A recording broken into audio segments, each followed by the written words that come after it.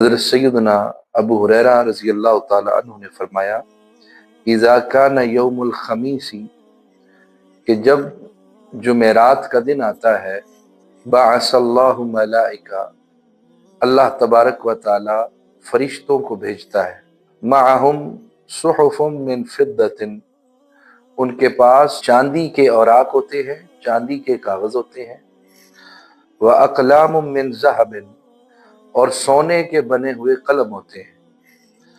یکتبون یوم الخمیس ولیلۃ الجمعہ، فرمایا وہ جمعرات کے دن اور جمعہ کے دن کثرت کے ساتھ پڑھے جانے والے درود شریف کو لکھتے ہیں۔ اور پھر فرمایا، سیدنا ابو دردہ رضی اللہ تعالی عنہ نے روایت کی، فرمایا قال رسول اللہ صلی اللہ علیہ وآلہ وسلم اکثر الصلاۃ علی یوم الجمعہ، حضور نبی کریم صلی اللہ تعالی علیہ وآلہ وسلم نے فرمایا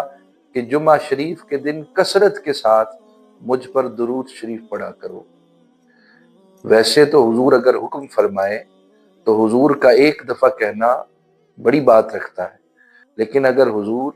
بات میں شدت پیدا کر دیں، بات میں قوت پیدا کر دیں، تو پھر اس سے مراد یہ ہے کہ درود شریف کی فضیلت کی طرف اشارہ ہے۔ جمعہ شریف کے دن کثرت کے ساتھ مجھ پر درود شریف پڑھا کرو، فَإِنَّهُ مَشْهُودٌ تَشْهَدُهُ الْمَلَائِكَةُ، کہ اس دن ملائکہ کثرت کے ساتھ زمین پر اترتے ہیں اور درود پڑھنے والے کا درود لکھتے ہیں۔ وَإِنَّ أَحَدًا لَن يُصَلِّيَ عَلَيَّ إِلَّا عُرِضَتْ عَلَيَّ صَلَاتُهُ حَتَّى يَفْرُغَ مِنْهَا، حضور نے فرمایا جو جمعہ شریف کے دن مجھ پر درود شریف پڑھتا ہے، اللہ تبارک و تعالیٰ کے فرشتے اس کا درود نوٹ کرتے ہیں، لکھ کر میری بارگاہ میں اس کا درود پیش کرتے ہیں۔ قلت، حضرت ابو دردہ رضی اللہ تعالیٰ عنہ فرماتے ہیں میں نے عرض کی، وبعد الموت، حضور آپ اب تو حیات ہمارے سامنے موجود ہیں، اگر آپ کل گزر گئے اور پھر اس کے بعد ہم پھر کیا کریں گے؟ حضور نے فرمایا قال وبعد الموت ان اللہ حرم علی الارض ان تأکل اجساد الانبیاء، حضور علیہ السلام نے فرمایا اللہ تبارک و تعالیٰ نے زمین پر حرام کر دیا ہے کہ وہ انبیاء کے جسموں کو کھائے۔